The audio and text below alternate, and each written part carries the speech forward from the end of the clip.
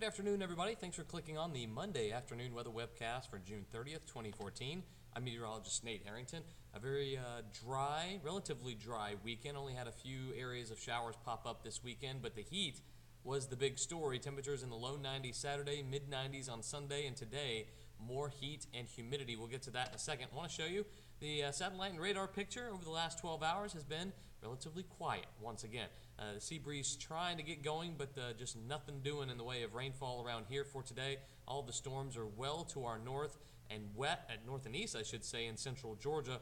Those could spill over into the southwestern Georgia counties for us, but I think most of us stay dry through the rest of the night and very humid and warm too. Temperatures well into the 90s once again today, 93 in Dothan, but 97 in Andalusia, 94 in Geneva, Bonifay, 95 in Mariana, 96 in Abbeville, 95 Blakely, 99 in Donaldsonville. We all know that their thermometer a little bit on the wonky side, so we'll call it mid-90s there. But the dew points, plenty of humidity out there.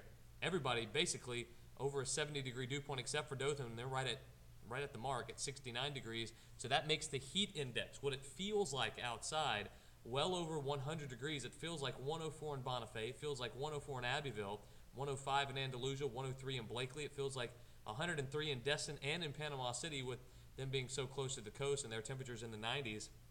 And that's how it's going to be for the next couple of days. So please be careful if you're going to be outside.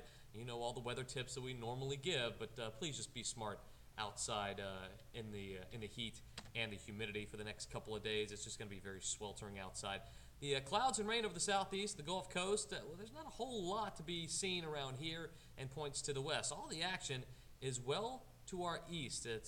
We've got some storms that are moving through northern and central Georgia that we told you about, but a little swirl of energy off the coast of Florida. We're going to be turning our attention to this feature here within the next few days. This is an investigation area from the National Hurricane Center. The Hurricane Hunter planes are going out there today, and they say it's a very good chance this develops into something tropical. I don't know if you remember last week we told you that a low off the Carolina coast was going to dip down into the Atlantic, and this is exactly what's happened, and we might have to keep our eyes on it for any tropical development.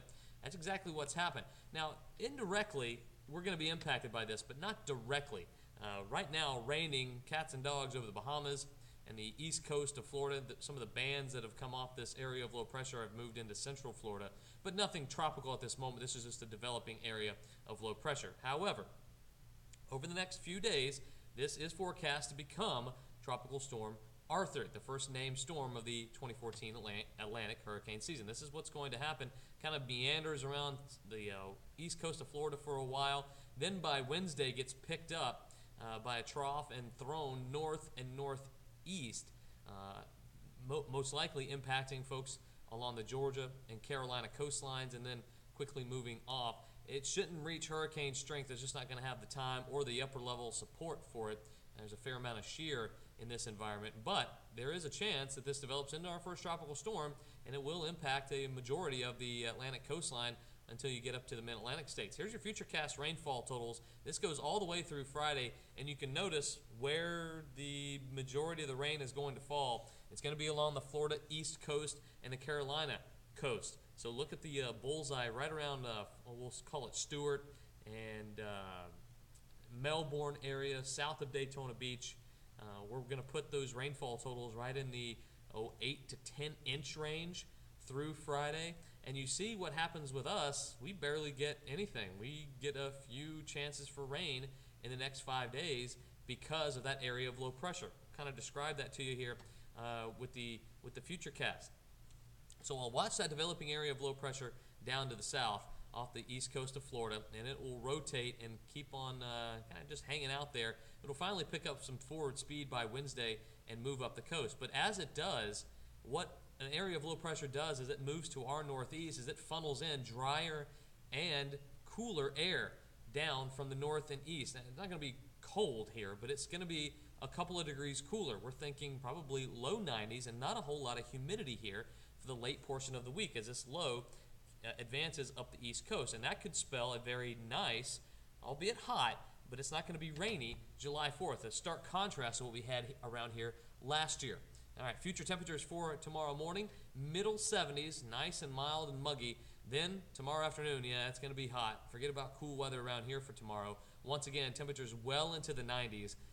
This is Tuesday at 1 o'clock. This is tomorrow after lunchtime, already in the 90s with a couple of more hours of daytime heating to go. So it's going to be another hot and humid day. Heat indices most likely in that 100 to 105, maybe getting to the 106, 107 range. It's just going to be dangerously hot tomorrow. So please, if you work outside, if you know anyone who's going outside, if your kids are at camp, any of that stuff, if you know anyone who's going to be outside for a prolonged period of time tomorrow, please tell them to take a lot of breaks, drink the water. We know how to deal with heat around here in southeast Alabama, but it's always good to remind folks of that. And also, if you're going down to the beach or if you're going to be in southwest Georgia too, don't want to leave anybody out for that. But very hot around the Wiregrass here the next few days.